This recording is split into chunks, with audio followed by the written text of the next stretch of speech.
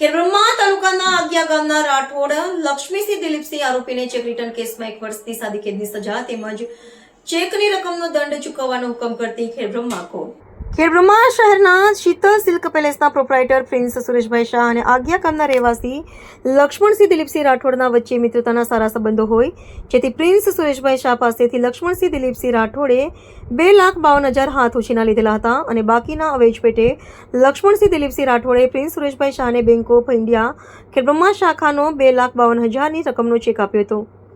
જે check prince Sureshbhai શાહે બેંકમાં ભરતા લક્ષ્મણસિંહ દિલીપસિંહ રાઠોડના બેંક ખાતામાં ચેકની રકમ જેટલું જરૂરી ભંડોળ ન હોય ચેક પરત ફરતા પ્રિન્સ સુરેશભાઈ શાહે લક્ષ્મણસિંહ દિલીપસિંહ રાઠોડના વિરુદ્ધ ખેડબ્રહ્મા કોર્ટમાં ફોજદારી case number 22/2022 the negotiation instrument technical કલમ 138 મુજબની ચેક રિટર્નની ફરિયાદ દાખલ કરી હતી.